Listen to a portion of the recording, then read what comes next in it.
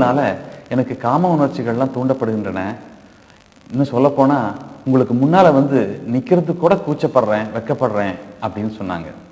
அதுக்கு அம்மா சொன்னாங்க, அந்த எண்ணங்கள் உன்னுடையது இல்லையே. அந்த எண்ணங்கள் எங்கிருந்தோ வருது, எங்கேயோ போகுது. அதை கதவை சாத்தி மூடி தடுக்க முடியாதே. இதுக்காகலாம் வருத்தப்படாத. அது அப்படியே இருக்கட்டும், நான் இருக்கிறேன் அப்படின்னு அந்த மாணவியை கட்டி அணைச்சிக்கிட்டாங்க.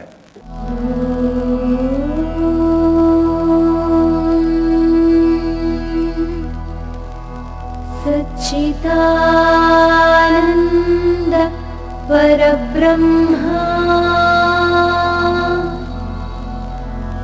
पुरुषोत्तम परमात्मा श्री भगवती समेता श्री भगवते नमः. நாமெல்லாம் என்ன பாக்கியம் செஞ்சிருந்தா நமக்காக நம்ம புரிஞ்சு அறிஞ்சு நமக்கு தோழர்களா வந்து தெய்வங்கள் இறங்கி வந்து தெய்வங்களா வந்து நமக்கு அருள் புரிகிற நமக்கு இந்த பாக்கியம் கிடைச்சிருக்கும்.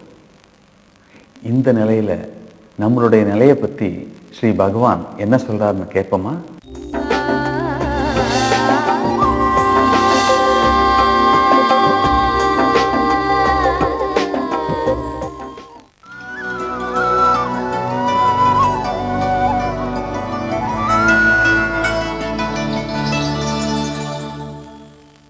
I have only one message, that is, be yourself. So do not have ideals, do not try to become those, because you can never become. You could only be yourself. If you would not try to move away from whatever you are or whoever you are, you would certainly achieve greatness. Greatness is to be yourself. Whatever you are is not important. The question is how much you are with yourself, how much you love yourself. If you love yourself, I think everything is fine with you, all things will go well with you. All problems start because you do not truly love yourself. You do not accept yourself. You read so many books, so many idols you have, and you want to become like them. And in the course of trying to become like them, you are destroyed. That is the curse from which man is suffering. Each one of you is unique. You have not been made to be like somebody else. You are special, you are unique. You have to be yourself, then you would go with the scheme of things. By trying to be somebody else, you are not cooperating with nature at all.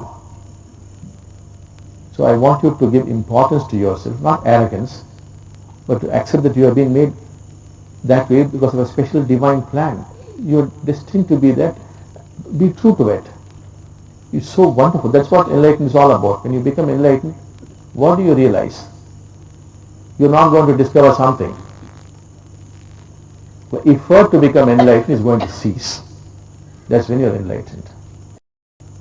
That's why I often tell you repeatedly, I keep repeating, that trying to become enlightened is like a blind man searching for a black cat in a dark room which is not there. When you realize that, the search ends. When the search ends, what is there? You are yourself. When you are yourself, you are enlightened. Right now you are not yourself. That's all there is to it. இளைஞர்களுக்கு உங்களுடைய செய்தி என்ன பகவான்? என்னிடம் ஒரே ஒரு செய்திதான் இருக்கிறது. அதாவது, நீங்கள் நீங்களாக இருக்க வேண்டும். சிறந்த கொள்கைகளை வைத்துக்கொண்டு அவ்வாறு ஆக வேண்டிய அவசியமில்லை. ஏனென்றால் நீங்கள் அவ்வாறு உண்டாக முடியாது. நீங்கள் நீங்களாக மட்டும்தான் இருக்க முடியும். நீங்கள் என்னவாக இருந்தாலும் எவராக இருந்தாலும் அந்த நிலை மாற முயற்சி செய்யாமல் இருந்தால் நீங்கள் மிக உயர்ந்தவராகி விடுவீர்கள். உயர்வே நீங்கள் நீங்களாக இருப்பதுதான். நீங்கள் யார் என்பது முக்கியமல்ல. இங்கே கேள்வி என்னவென்றால், நீங்கள் எந்த அளவிற்கு உங்களை நேசிக்கிறீர்கள் என்பதுதான். நீங்கள் உங்களை நேசித்தால் எல்லாம் சரியாகிவிடும். எல்லா விஷயங்களும் அற்புதமாக அமையும். எல்லா பிரச்சனைகளும் நீங்கள் உங்களை நேசிக்காத காரணத்தினால்தான் துவங்குகிறது. நீங்கள் உங்களை ஏற்றுக்கொள்வதில்லை. நீங்கள் நிறைய புத்தகங்களை படித்து நிறைய கருத்துக்களை கொண்டுள்ளீர்கள்.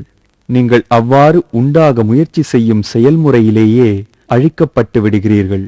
அந்த சாபத்தினால்தான் மனிதன் துயரப்படுகிறான். நீங்கள் ஒவ்வொருவரும் இணையற்றவர்கள்.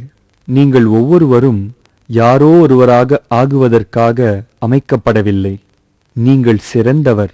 நீங்கள் இணையற்றவர். நீங்கள் நீங்களாகவே இருக்க வேண்டும். நீங்கள் யாரோ ஒருவராக ஆக முயற்சி செய்தால் இயற்கைக்கு ஒத்துழைக்காமல் இருப்பீர்கள். அதனால்தான் இயல்பாக இருப்பதற்கு நான் முக்கியத்துவம் கொடுக்கிறேன். அது கர்வம் அல்ல. ஆனால் தெய்வத்தின் திட்டப்படி நீங்கள் அவ்வாறு அமைக்கப்பட்டுள்ளீர்கள். நீங்கள் அவ்வாறு விதிக்கப்பட்டுள்ளீர்கள். அதற்கு உண்மையாக இருக்க வேண்டும். அது அவ்வளவு அருமையாக இருக்கும். அதைத்தான் முக்தி என்கிறோம். நீங்கள் முக்தி அடையும் பொழுது என்ன உணர்வீர்கள்? நீங்கள் எதையோ ஒன்றை கண்டுபிடிக்கப் போவதில்லை. முக்தி அடைவதற்கான முயற்சி நின்று போய்விடும்.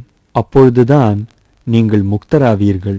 ஆகையால்தான் முக்தி அடைய முயற்சி செய்வது ஒரு இருட்டு அறையில் இல்லாத கருப்பு பூனையை தேடும் ஒரு குருடனைப் போல் என்று நான் அடிக்கடி கூறுவேன். அதை உணர்ந்தீர்கள் என்றால் தேடுதல் நின்றுவிடும். தேடுதல் நின்றுவிட்டால் நீங்கள் இயல்பாக, அதாவது நீங்களாக இருப்பீர்கள். நீங்கள் நீங்களாக இருந்தால் நீங்கள் முக்தி அடைந்து விட்டீர்கள். இப்பொழுது நீங்கள் நீங்களாக இருப்பதில்லை. அவ்வளவுதான்.